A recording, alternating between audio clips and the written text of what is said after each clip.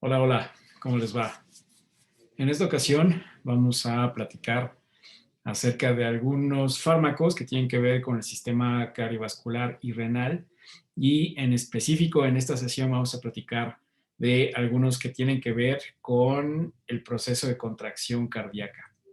Entonces, vamos a ver algunos que son agonistas del receptor beta adrenérgico de tipo 1, que es la dobutamina.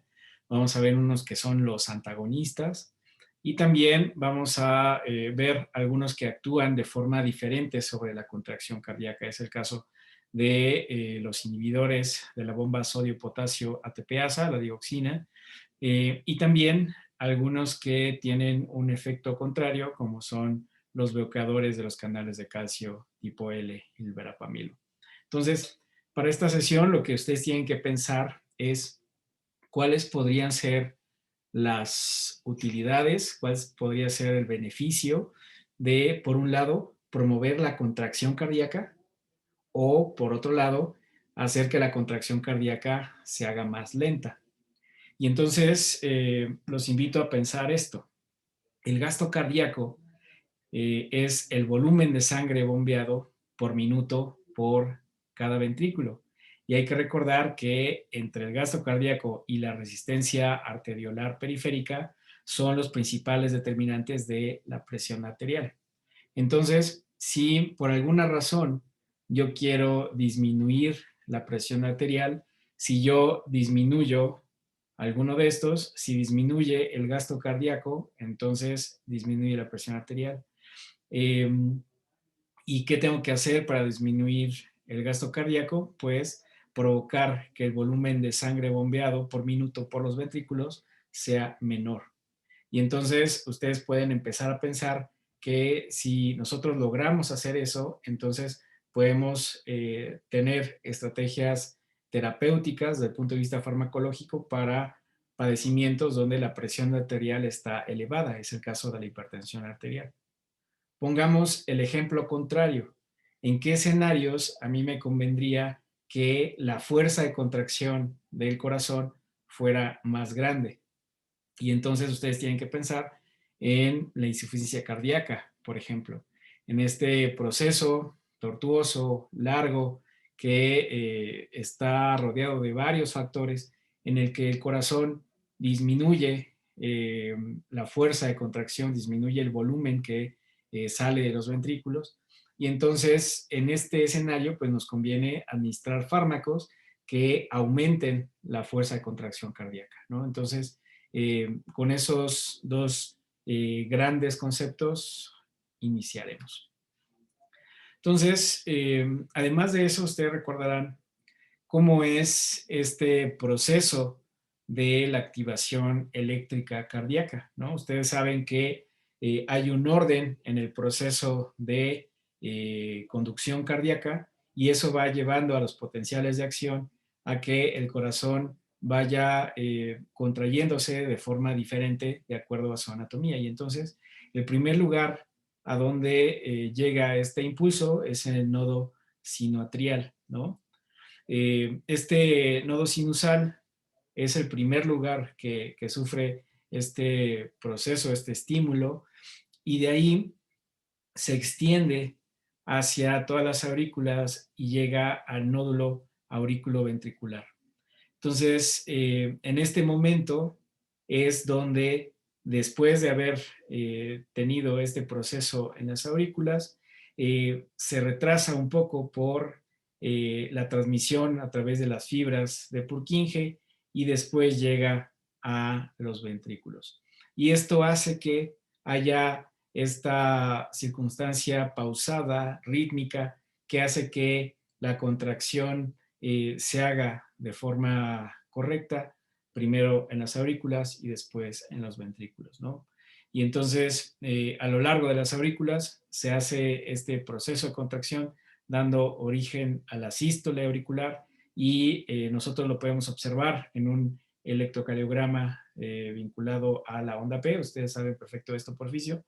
Después se transmite este impulso a través de el nodo auriculoventricular y hay un retraso en este proceso de despolarización y esto se conoce como el intervalo PR. Y después el sistema de His de Purkinje llega a los ventrículos, ya hay la contracción ventricular y entonces se observa toda esta otra parte de la onda de electrocardiograma.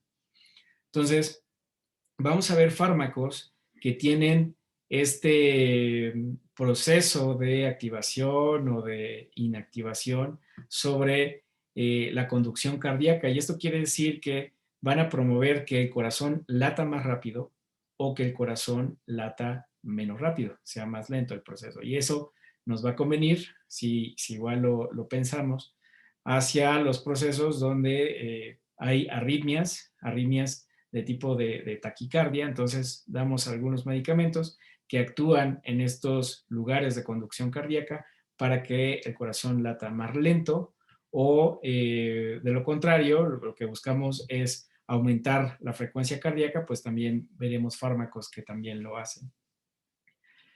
Algo bien importante para entender cómo es este proceso de contracción cardíaca es vislumbrar cómo es este mecanismo de acoplamiento entre la excitación y la contracción del miocardio. Entonces, lo que nosotros observamos en un inicio es una entrada masiva de sodio. Esta entrada masiva de sodio va a provocar que a través de este receptor, que se llama receptor de rianodina, exista una mayor captación de calcio de este espacio y entonces el retículo sarcoplásmico sea capaz de expulsar más calcio hacia las fibras de actina y miocina y entonces de esta forma estimular la contracción cardíaca. ¿Qué otros procesos o qué otros mecanismos pueden estar involucrados en que pueda haber contracción cardíaca? Las catecolaminas, como ya vimos en autónomo, pueden estimular a una serie de receptores que son proteínas acopladas a proteínas G, en este caso proteína GS. Ustedes saben perfecto que las GS aumentan la actividad de la adenilato ciclasa y entonces hay más AMP cíclico y el AMP cíclico lo que hace es estimular a la fosfoquinasa A, que a su vez promueve este mismo fenómeno de la estimulación de los receptores de rianodina y entonces también hace que se capte más calcio por parte del retículo sarcoplásmico. Este a su vez va a ser capaz de liberar el calcio para después provocar la estimulación con las fibras de actina y miocina. Y esto a su vez provocar contracción. ¿Qué pasa si nosotros administramos un fármaco que inhibe a las fosfodiesterasas? Si nosotros inhibimos a las fosfodiesterasas, entonces el AMP cíclico no se va a catabolizar a través de esta enzima que se llama fosfodiesterasa 3. Y entonces, si nosotros inhibimos su catabolismo, pues va a haber una mayor cantidad de AMP cíclico disponible y va a pasar todo lo que ya les relaté. ¿Qué otra cosa puede pasar en este equilibrio de la contracción cardíaca? Pues bueno, tenemos, si está entrando mucho sodio, la célula necesita tener un sistema que pueda expulsar el sodio, ¿no? Y por eso tenemos una bomba sodio-potasio ATPasa. Y lo que hace esta bomba es sacar el sodio, 3 unidades, y mete potasio, 2 unidades. Y entonces, lo que hace esta bomba es que el sodio eventualmente vaya disminuyendo al interior de la célula y después sea capaz de volver a producir un proceso de contracción. ¿Qué es lo que podemos hacer desde el punto de vista farmacológico? Nosotros podemos inhibir esta sodio-potasio ATPasa y entonces provocar que exista más sodio en este lugar y entonces de esta forma provocar que las contracciones que se realizan en cada ciclo sean más fuertes. Entonces, todo esto que les acabo de decir está mediado por algunos canales, como ya dijimos. Hay dos muy importantes, los canales de sodio y los canales de potasio. Como ya dijimos, en el inicio del proceso, en este momento, cuando inicia la contracción, hay una entrada masiva de sodio. Eso es lo que trata de ejemplificar esta gráfica de Goodman. Hay una entrada grandotota de sodio y después hay una menor entrada después del proceso de contracción súbita y al final la sodio-potasio ATPasa lo que hace es sacar al sodio para que vuelva a estar en un proceso de reposo. ¿Cómo le hace la célula para irse recuperando de a poco? Pues bueno, hay los canales de potasio que, como ustedes ven, los canales de sodio, una vez que hacen este proceso de activación, se cierran, ¿no? Están en una conformación cerrada, pero hay unos canales de potasio que se llaman canales rectificadores de potasio que ayudan a que exista un balance de las concentraciones de iones positivos en las células cardíacas. Entonces, como referencia, las células cardíacas sufren de este proceso de despolarización y repolarización alrededor de 60 veces por minuto para formar y propagar estos potenciales de acción. Los potenciales de acción, a su vez, proporcionan las señales primarias para liberar el calcio de las reservas intracelulares y entonces provocar la contracción, ¿no? Entonces entra sodio y activa estos procesos para que desde las reservas celulares se libere calcio y entonces pueda provocar la interacción actina-miosina que acorta el sarcómero y entonces hay contracción.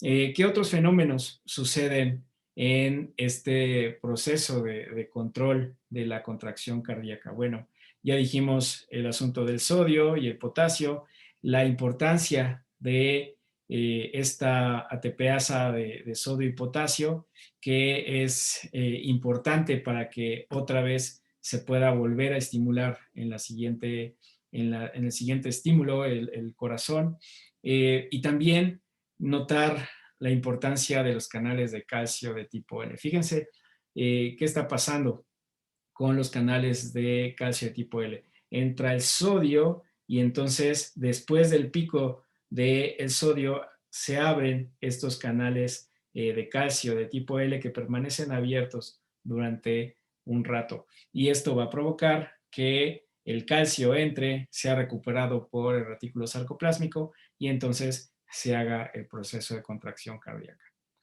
Si ustedes entienden eso, ustedes podrán inferir muchos de los mecanismos de acción de los fármacos que vamos a ver a continuación.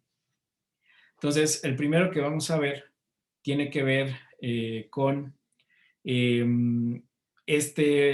esta influencia que tienen los fármacos sobre el sistema adrenérgico. Ustedes recuerdan cuando vimos Autónomo que los receptores adrenérgicos de tipo beta están acoplados a proteínas G del tipo S y en específico los beta 1 que están muy localizados en el corazón, pues aumentan la frecuencia cardíaca, aumentan la contracción y la velocidad de conducción, esto que les había dicho de la estimulación de los nodos que propician la conducción cardíaca, aumentan la automaticidad y la velocidad de conducción, aumentan este mismo proceso en otro segmento, ¿no? Primero lo hacen en la aurícula, después en el nodo auriculoventricular, después en el sistema His-Purkinje y también lo hacen en los ventrículos, ¿no? Y entonces, evidentemente lo que sucede es que si nosotros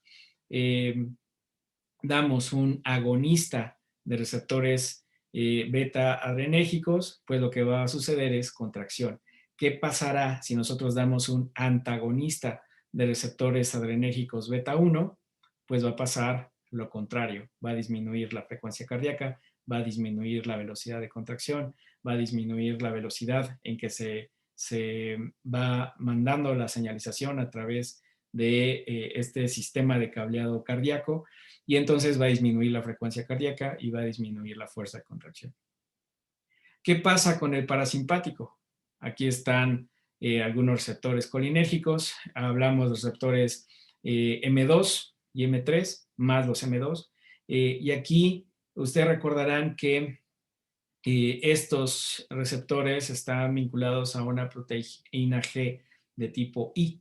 Y entonces hacen exactamente lo contrario. Disminuyen la frecuencia cardíaca, disminuyen la contracción, disminuyen la velocidad de conducción. Y entonces ustedes pueden inferir que si nosotros damos un agonista de receptores muscarínicos, pues va a pasar todo esto, va a disminuir la frecuencia cardíaca y demás. Si nosotros damos un antagonista de receptores muscarínicos, pues va a aumentar la fuerza de contracción, va a aumentar la frecuencia cardíaca y todo lo demás. Algo también que ya dijimos desde el principio, pues bueno, considerar para qué nos puede servir el gasto cardíaco. Una vez más, se considera que el volumen de la sangre bombado por minuto por cada ventrículo corresponde a este gasto cardíaco, y el gasto cardíaco y la resistencia arterial periférica son los principales determinantes de la presión arterial. Y entonces, si nosotros modificamos la fuerza de contracción, si modificamos la frecuencia cardíaca, entonces disminuimos el gasto cardíaco y por ende disminuimos la presión arterial y viceversa. En el caso de la insuficiencia cardíaca congestiva, hay una serie de factores que analizaremos a lo largo de las clases que llevan precisamente a este proceso de falla cardíaca. Entonces, para que ustedes lo puedan entender, pues tienen que entender primero cuáles son los determinantes o cuáles son los factores que aumentan la frecuencia y la conducción cardíaca. Después veremos cómo está el sistema renina-angiotensina-aldosterona. Después veremos qué rol, qué papel juegan las resistencias periféricas y los diuréticos, y entonces podemos entender perfectamente esta imagen que también está en el Goodman. Entonces, ya dijimos que los receptores adrenérgicos beta están vinculados a una proteína GS, aumenta el MP cíclico y entonces en diferentes lugares provocan, sobre todo en el corazón, que son los beta 1, pues van a provocar inotropismo positivo, es decir, que el corazón lata con más fuerza, y también en el caso de riñón, pues que haya secreción de renina, que veremos cuando veamos el sistema renina-angiotensina-aldosterona.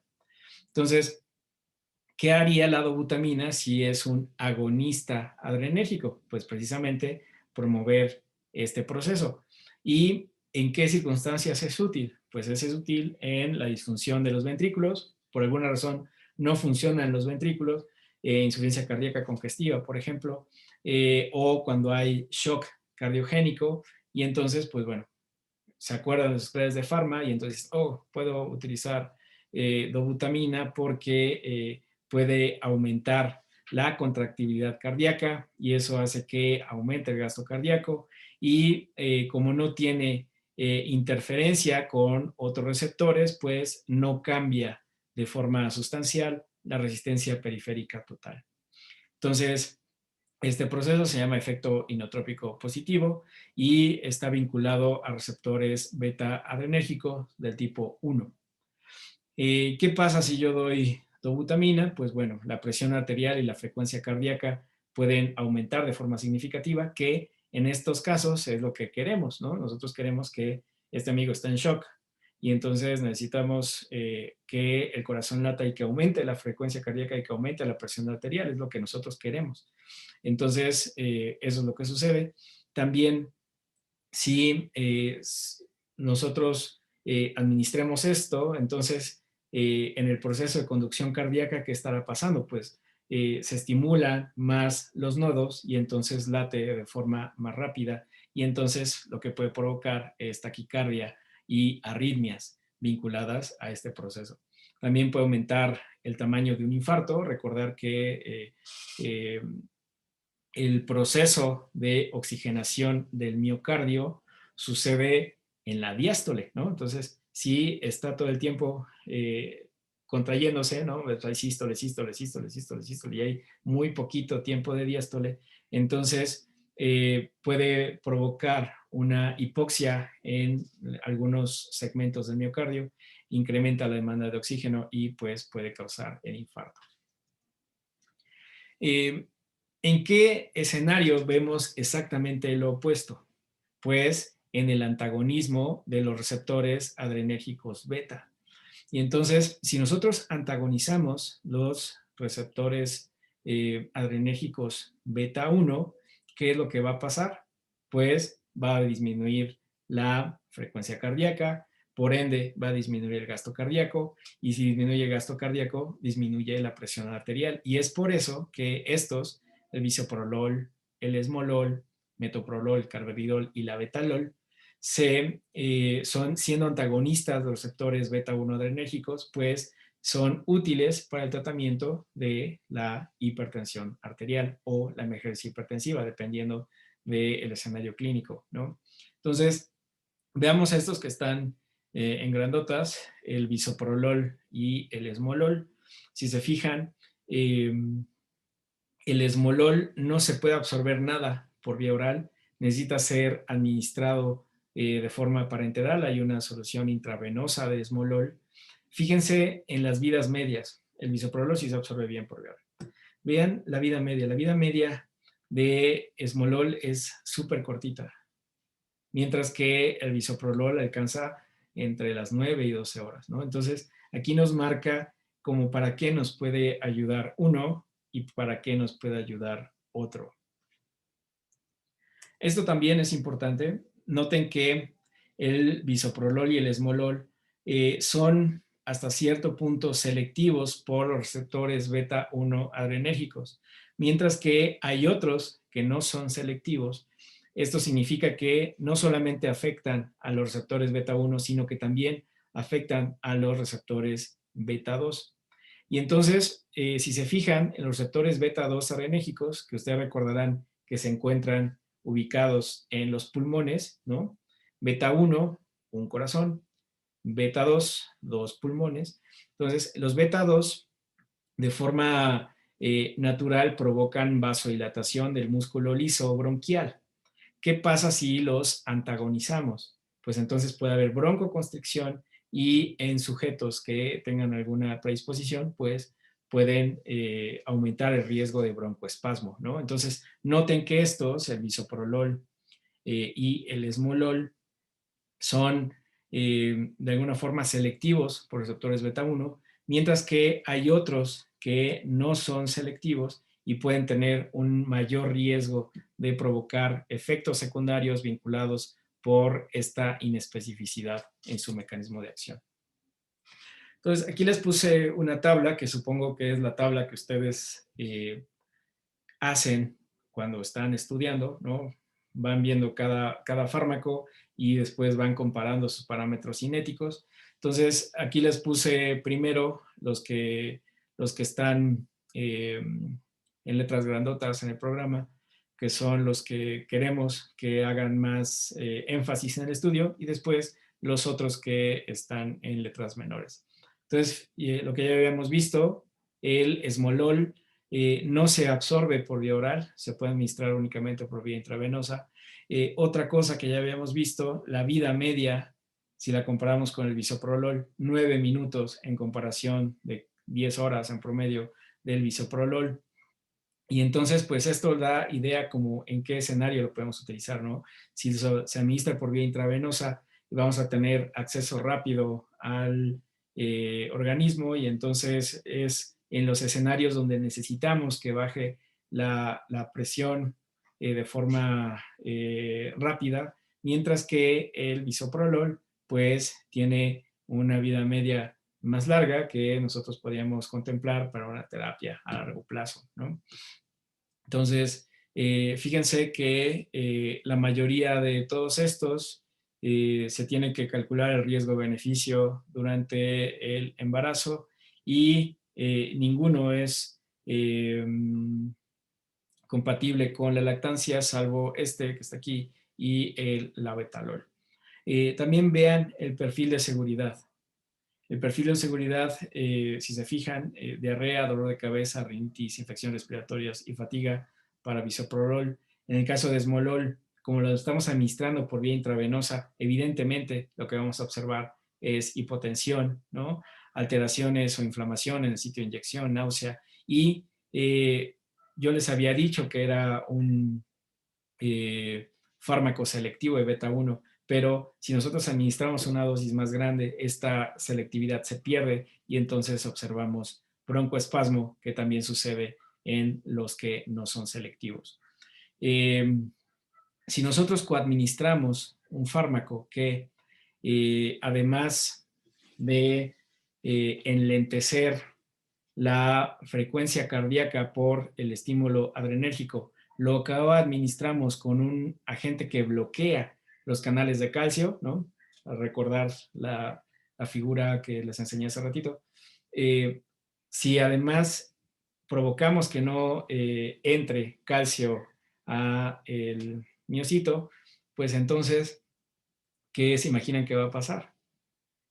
Pues no va a haber este estímulo de la frecuencia cardíaca, que va a haber una bradicardia que va a acabar en cuestiones fatales, ¿no? Entonces, no se pueden coadministrar antagonistas adrenérgicos beta en combinación con bloqueadores de los canales de calcio, porque provocan bradicardia y pueden incrementar la insuficiencia cardíaca congestiva.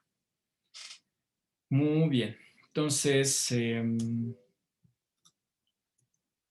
ahora, ¿cómo se vería el antagonismo colinérgico? Dijimos que estos receptores muscarínicos de tipo 2 están acoplados a una proteína GI y entonces disminuyen el AMP cíclico y entonces provocan que el corazón lata más lento. Pero si nosotros damos un antagonista de estos receptores muscarínicos, es el caso de la atropina, lo que va a provocar es exactamente lo contrario, ¿no? Entonces va a haber taquicardia progresiva al bloquear receptores muscarínicos de tipo 2 en las células del marcapaso del nodo sino auricular y entonces va a haber una mayor contracción cardíaca.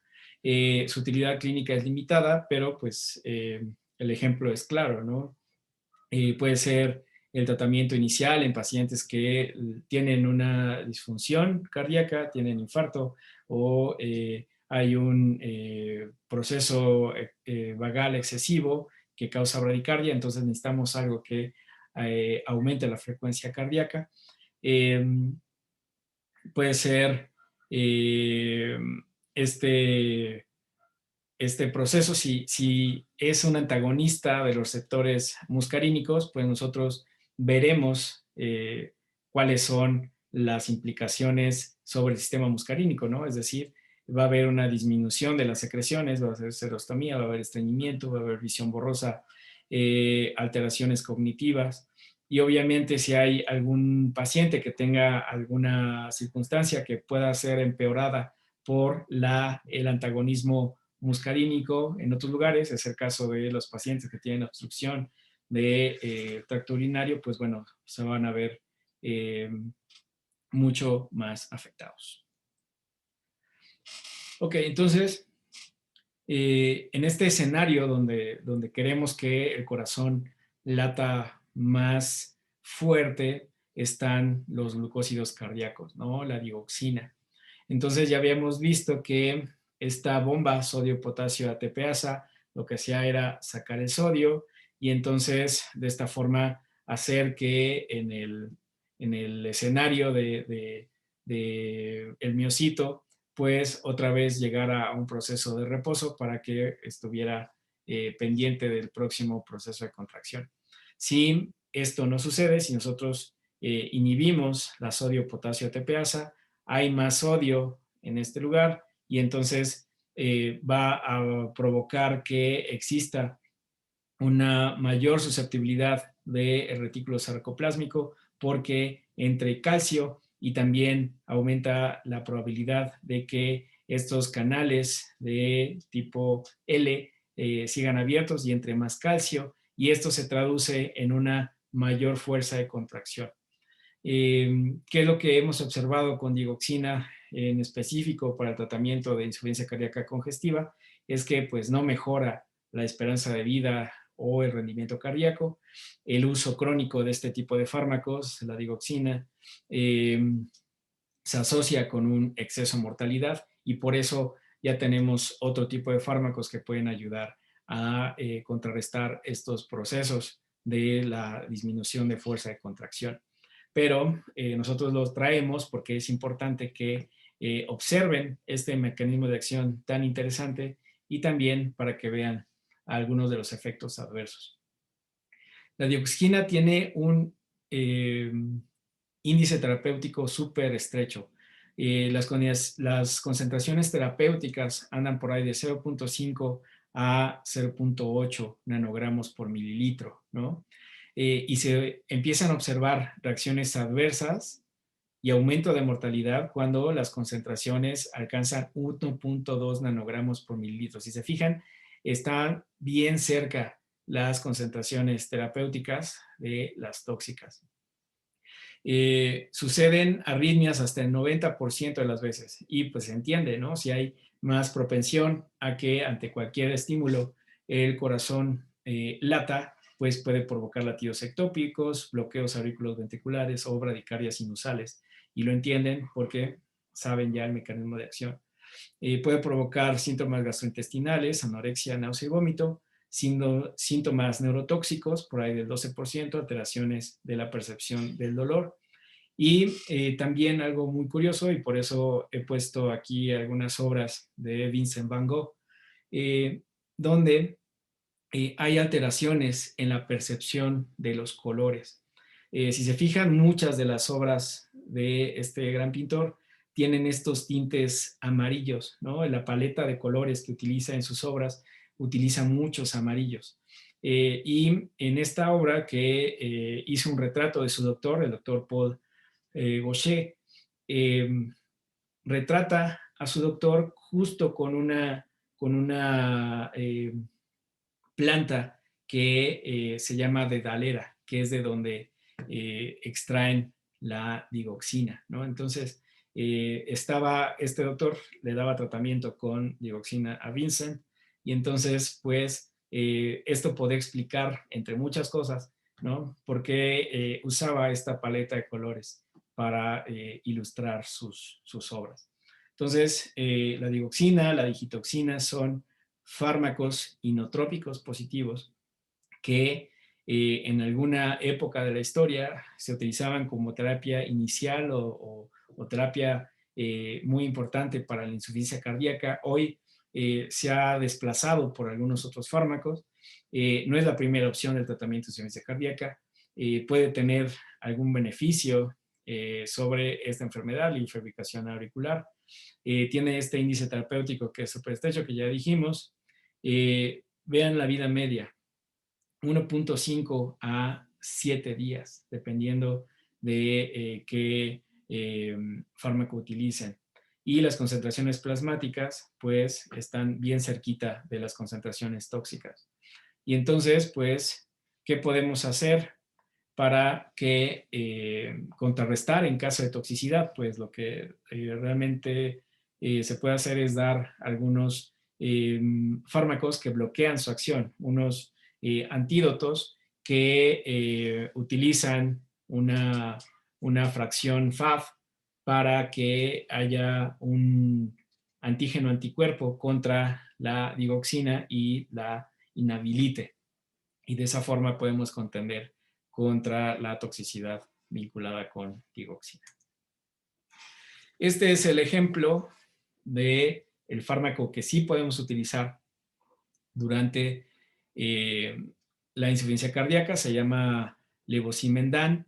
No se los vamos a preguntar, pero ustedes me van a decir, no, pues es que si no damos digoxina, entonces, ¿qué se puede dar en la insuficiencia cardíaca? Pues bueno, una de las opciones es que es un sensibilizador de los canales de calcio, sensibiliza los miofilamentos al calcio y entonces de esta forma provoca una fuerza incrementada de contracción y entonces de esta forma se puede revertir o puede mejorar el estado de los pacientes que tienen insuficiencia cardíaca. Aquí están algunas de sus características, pero les digo, esto es únicamente para que tengan en el escenario de que sí hay opciones terapéuticas que se utilizan con un perfil de seguridad mucho más adecuado que la digoxina. Bueno, estos sí los vamos a preguntar, son bloqueadores de los canales de calcio de tipo L, ya los habíamos visto en el dibujo, ¿no? Estos, en el caso del verapamilo, es un cardioselectivo no dihidropiridínico, esto es una cuestión química, que promueve este fármaco sobre la vasodilatación, la contractilidad cardíaca, el automatismo del nodo sinoatrial y la conducción del nodo auriculoventricular, pues bueno, como ustedes se lo pueden imaginar, si es un bloqueador de los canales de calcio, pues va a provocar vasodilatación, va a provocar disminución de la contracción cardíaca, va a disminuir el automatismo de este nodo y también de este. Si lo comparamos con otros bloqueadores de los canales de calcio, van a ver que este es el más efectivo, ¿no? Para los fines que buscamos, que es precisamente disminuir este proceso de contracción cardíaca y entonces de alguna forma disminuir el gasto cardíaco y disminuir la presión arterial. Vean esto, tiene una notable exposición a citocromos, tiene un efecto de primer paso intenso para CYP3A4, 12-9 y también para glucoproteína P. Entonces, lo que tenemos que tomar en cuenta si nosotros queremos administrar verapamilo es qué otros fármacos están siendo coadministrados para ver que sí pueda ser administrado de forma correcta. Aquí hay algunos datos farmacocinéticos, si se fijan, hay una unión a proteínas plasmática alta, por ahí del 90%, hay eliminación renal, el volumen de distribución está alto y entonces hay una presentación que se puede administrar por vía oral y también hay otra que se puede administrar por vía sublingual. Este verapamilo, entonces, como dijimos, van a provocar esta no entrada de calcio en el músculo liso, en los miocitos, en las células de los nodos sinoauricular y auriculoventricular. Y entonces, de esta forma, son útiles en algunas expresiones clínicas, como es el caso de la angina pectoris o angina de pecho, tiene que ver con estados de vasoconstricción coronaria y entonces pueden provocar dolores de pecho como que van a tener un infarto, ¿no? O preinfartos. Esa es esta cuestión de angina pectoris. Evidentemente lo utilizamos en hipertensión porque ya dijimos, disminuye la frecuencia cardíaca, disminuye el gasto cardíaco y al final disminuye la presión arterial. Y también se puede utilizar para el control de algunas arritmias cardíacas, ¿no? Y entonces este fármaco tiene este perfil de posibles usos y es muy fácil acordarse si se acuerdan de cuál es el mecanismo de acción. Entonces, pues espero que les haya servido. Si tienen alguna duda, pues me escriben y nos vemos la próxima vez.